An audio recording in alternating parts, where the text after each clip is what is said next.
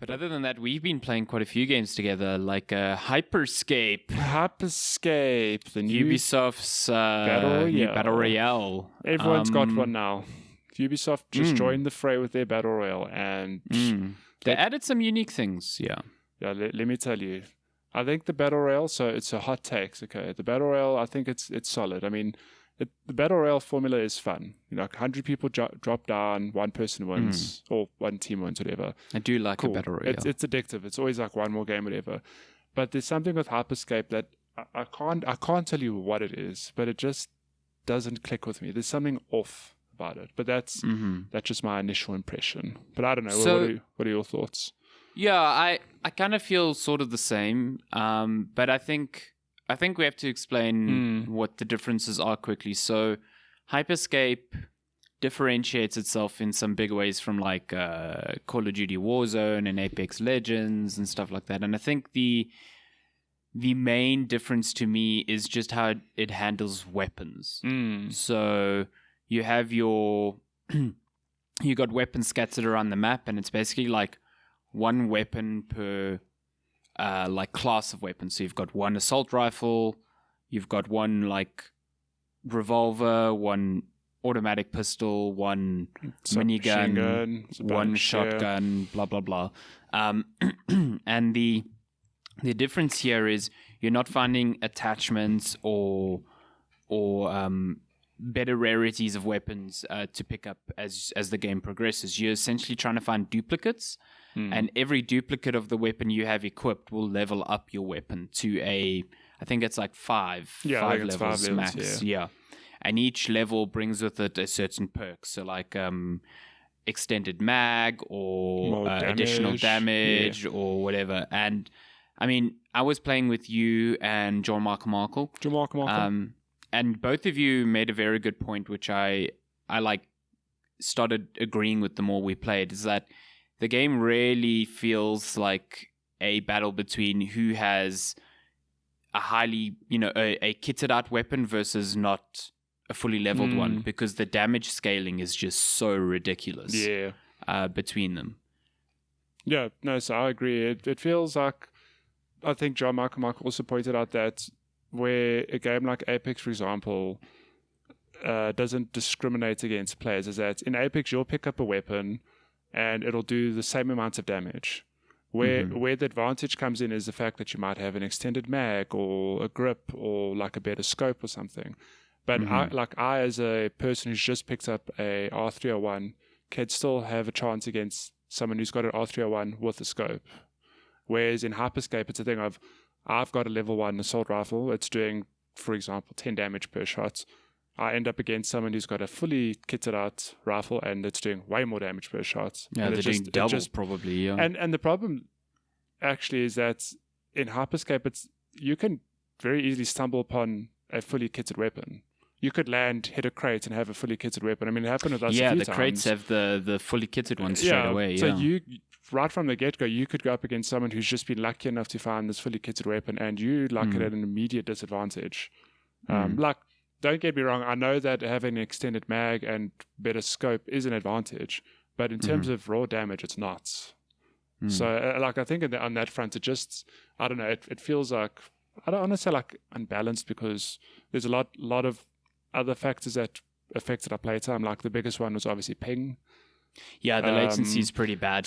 I mean, that's not the game's fault. No, that's not the game's fault at all. I think just the speed of the game, because I don't know, it feels more like an arena shooter to me than anything else. So it's like really, really fast. The time to kill is ridiculously high, I think, which really, I don't like the time to kill. I think it's too high. It's not satisfying. But I mean, even on that, I feel like that still plays into the fact that a level 1 weapon, it feels like the time to kill's impossible. Like we had a few games where I had a level 1 assault rifle and I felt like I emptied a whole clip into a person, and I saw the damage numbers popping, but they just did not die. And then there were other moments in the game where somebody saw me and I feel like I blinked and I was dead. I was like, oh my God, like what happened? Yeah, you were saying like getting killed by a fully kitted shotgun was just like almost instant death. And I think the sniper is the best example of like the scaling. So at its first level, I think it'll do like a quarter of a enemy's health on a headshot, and at full upgrade, it will be an instant kill. And I think that's I think that's really cool because it's rewarding accuracy, but at the same time, like if I'm having a duel with another sniper and I'm one level below him, he has a much better chance of like fucking me up. I mean, that's the exact reason why I didn't go with a sniper and why I kept running the revolver, because a sniper, it is a thing of you have to prioritize the headshots. Like with any weapon, you should get headshots, but the sniper, it feels like if you don't hit that headshot, you miss it, and then you have to like, put another bullet in, and that takes time. But the revolver, I could empty 6 bullets across the map because there's no bullet drop off in the game, and I almost killed many people just because I managed basically to like sniping people. With the revolver, and it is a thing of like it's not necessarily leveled up, but because I'd empty like sit and shoot, wait. It's me just shooting, reloading quickly, shooting. It felt like just as that example, like the sniper's a completely useless weapon unless you have it fully leveled. And couple that with the latency, it's just like a really difficult, because what I do like about this game is that, like you said, there's no damage or projectile fall off. These are all like hit scan weapons that.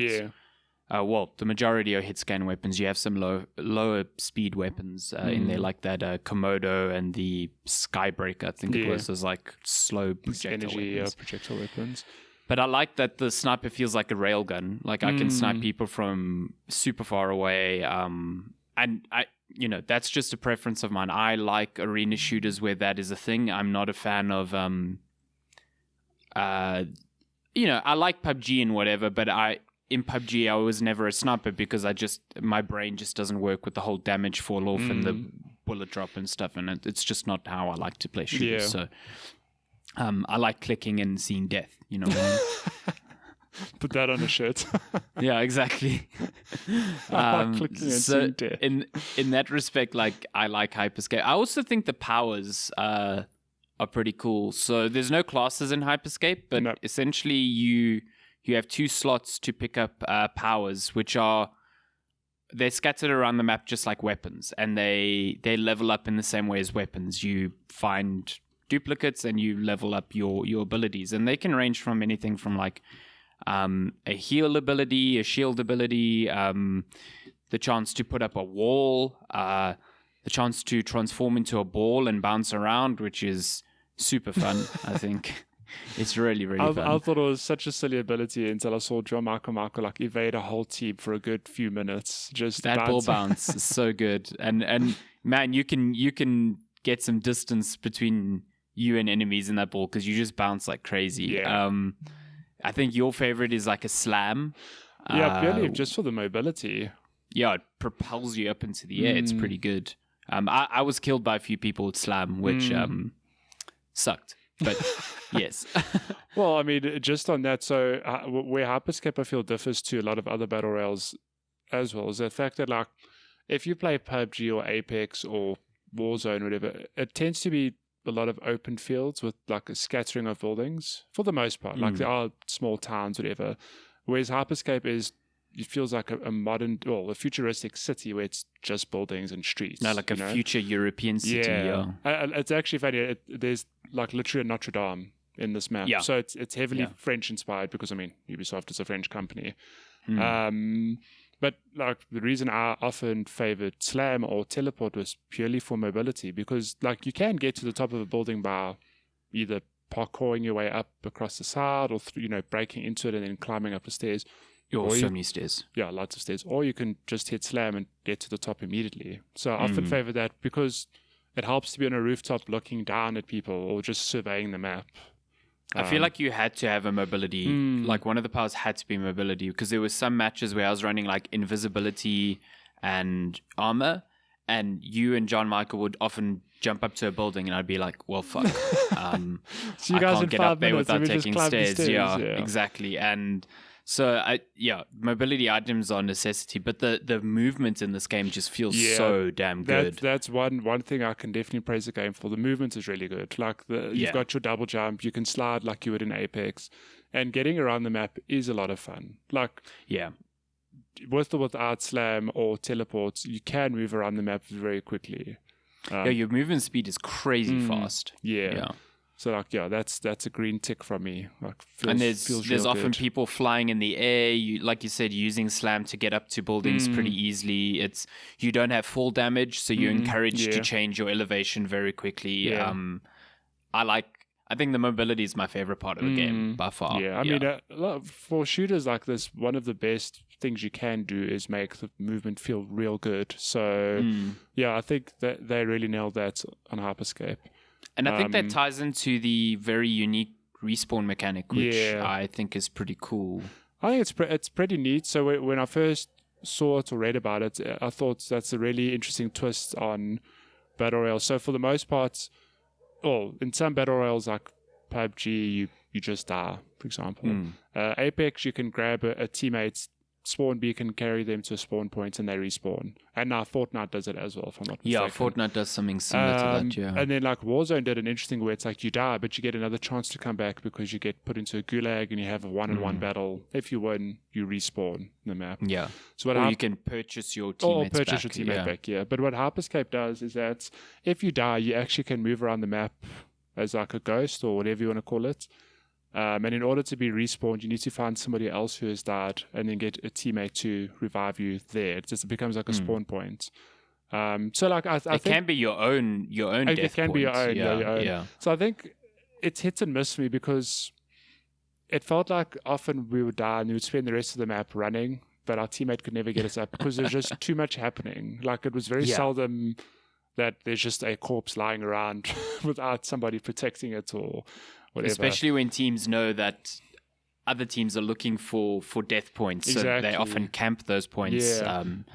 But then on the flip side, it's cool that if you die, you've still got incentive to be in the game. You get to move around. You can tell your teammates who are alive where the enemies are. So like I think that's my favorite part is like acting as a spotter for your alive teammates is really. It makes your death like empowering in a way. It's pretty cool. Yeah. But look, I mean, we had a few times where we did come back and we managed to get to like the last few squads or whatever. And I think Battle Royales have fixed that problem because like, let's be honest, in PUBG, if you die, it's very frustrating. It's like, I've got to start again now. Whereas games like Apex and Warzone came in and said, that's not actually the best way to play. Well, not the best way, but we could address this with this mechanic or whatever. And I think Hyperscape also trying something different here is really cool. I think it works with the pace of the game. The game is so fast and frenetic that translates well to like your death mechanic as well.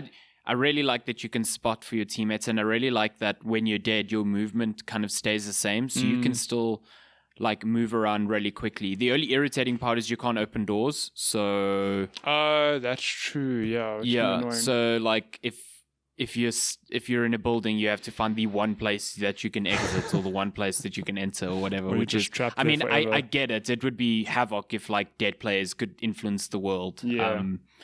But it's a bit weird. But I do think, like you said, I like that Battle Royales are experimenting with the idea of death. I think Warzone was really cool, and I think Apex does it pretty well.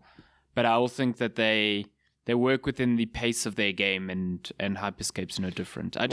I'm with you. I just think the core gunplay is just it feels weird. Yeah, it's such a weird thing because like on paper it really does tick a lot of boxes, like in all the right ways.